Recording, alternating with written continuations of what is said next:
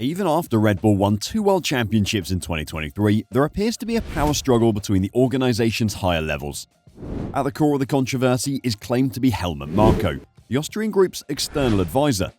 The 80-year-old Marko's continued affiliation with the squad will apparently be decided by the Red Bull board of directors during a meeting this week. Could Red Bull really send away one of its most important persons on the grid? Last Saturday, the biggest television network in Latin America, O Globo, releases this shocking information. The channel bases this on many sources. Luciano Berti, a current Formula 1 pundit and former competitor in the top division, is the author of the piece. In 2000 and 2001, Berti competed in a few Grand Prix for Jaguar, the predecessor to Red Bull Racing. It is reasonable to think that the Brazilian has maintained positive relationships from those times. O Globo claims that since Red Bull's co-founder Dietrich Mateschitz passed away, there has been an internal power struggle within the corporation. The millionaire stated that his portion of the company will pass to his son Mark after his death, but he's already noticed that other Thai owners are seeking to exert their influence. The Asians want to decide what course the entire business, including both racing teams, Red Bull Racing and AlphaTauri, should take. There would also be conflict between Helmut Marko, Dietrich Mateschitz's longtime right-hand man, and Christian Horner, the team's Thai-backed manager. Horner is rumored to be attempting to seize complete control of the Red Bull Group's racing operations since the tycoon's passing. Horner would at least have Oliver Mintzlaff backing in doing so, since Mintzlaff has been advising Red Bull's board ever since Mateschitz passed away. The appointment of Peter Bayer as CEO of Scuderia AlphaTauri, in the opinion of Berti and his co-author, is proof that Horner already has a bigger piece of the action. Horner is said to have made a compelling argument on behalf of the former FIA employee. The manager of the Red Bull squad is allegedly also attempting to get rid of Yuki Tsunoda in the background. Although Horner does not consider the Japanese driver to be a long-term contender for Red Bull Racing, he is already confirmed with AlphaTauri in 2024. The board of directors of the Red Bull organization is reportedly meeting this week. Helmut Marko's future, specifically whether he would be permitted to stay with Red Bull Racing or leave, would be a huge concern. According to O Globo, the advisor must seriously fear for his job for the first time. The Brazilians claim that Sergio Perez should do the same. They claim that Daniel Ricciardo is going to replace Red Bull's second driver for 2024. The channel cites that Perez's relationship with Max Verstappen has been at odds since Brazil 2022, and Horner also favors Ricciardo alongside the Dutchman. Liam Lawson would succeed Ricciardo if the Australian left AlphaTauri for Red Bull Racing. The big Brazilian television network O Globo's report last Saturday seemed to come out of nowhere. But on Tuesday, Helmut Marko already addressed the tale that originated in Brazil and was later fueled by former F1 racing driver Ralf Schumacher in an interview with Austrian outlet OE24. For instance, Marko informed the reporter that there was no board meeting planned for this week. But more so than his rejection of a potential exit from Red Bull Racing, it was the way he refuted the information. Marko called the British man Mr. Horner rather than Christian when referring to Horner. "Mr. Horner does not decide when I stop. I do that myself," he stated. Following the passing of Dietrich Mateschitz, a co-owner of Red Bull, Marko acknowledged that there was a power struggle within Red Bull. Marko discussed the purported rivalry between him and Horner. To that, the Austrian says, "Because of the new setup, after the death of Red Bull's founder, Dietrich Mateschitz, a year ago, everything is different. People are trying to redefine their power," the Austrian said. Marko did not mention names, but the good listener knows who the former driver was referring to, Mr. Horner. Former Formula 1 racing driver Ralf Schumacher had more to say about the apparent power struggle at Red Bull Racing between team president Christian Horner and team advisor Dr. Helmut Marko. The German thinks that a crucial component of Horner's plot to get rid of Marko is the AlphaTauri squad, as Horner requested greater power after keeping AlphaTauri. That was the main idea of the rumor that spread, in fact. Marko would have to cede authority or perhaps quit the team as a result of Horner supposedly wanting more power inside the Red Bull ranks.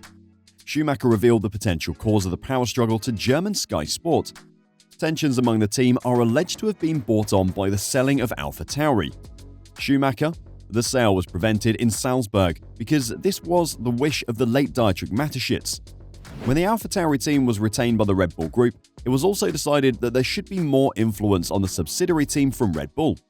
Schumacher said, "Because of this," Horner said, "if I have to support more, I should also be able to have more influence." I have a suspicion that Horner intends to seize control of AlphaTauri and make it as prosperous as he can, with the intention of eventually selling it for a profit. Schumacher's point was not addressed by these remarks.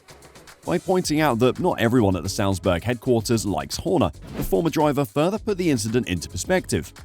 Horner would be better, in Schumacher's opinion, to refrain from stoking the fires more. The squad manager is forewarned by Schumacher that he is, and was not, uncontroversial in Salzburg. However, Schumacher argues that the media shouldn't misinterpret the two's relationship. "Don't underestimate it," said Schumacher. "Horner was taken in by Dr. Marko at a young age, and he never leaves his side." Schumacher himself provides an important clarification to this, saying that Max Verstappen would be a passionate advocate for Marko sticking on. The story goes that Verstappen would not tolerate Marko's resignation, and that he would rather see Horner go. So it will be difficult for Horner to get rid of Marko without upsetting the squad. But Helmut Marko himself hasn't been uncontroversial either. Would keeping both on board be good for the team in the long run? Especially now that they're both being scrutinized publicly. As we all know, Helmut Marko is a blunt speaker who never holds back. Just ask Sergio Perez. The public likes Marko because he's honest and open, but it can be awkward for a billion-dollar company like Red Bull though.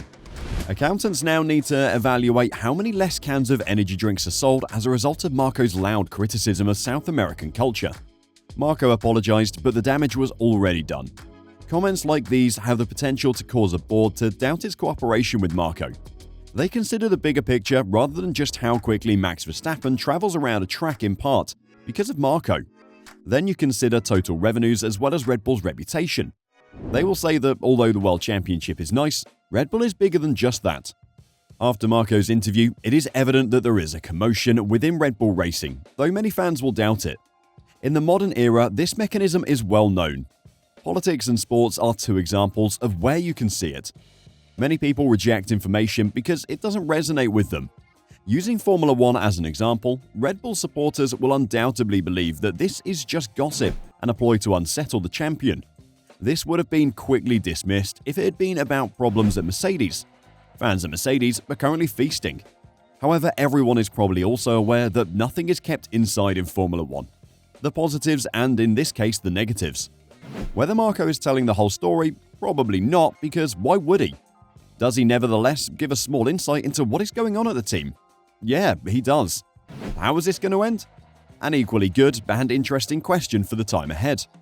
Additionally, Marko said, calling the possible departure of Yuki Tsunoda and Sergio Perez, which is heavily favored by Christian Horner, speculation. According to Marko, there's no ultimatum for Perez, rather preferring to talk about Max Verstappen's extraordinary performance. This is all just speculation. Like also about Perez, there is no ultimatum, said Marko. We're winning too much. Incredible things are happening, and Max Verstappen's performances should be appreciated more. It is extraordinary.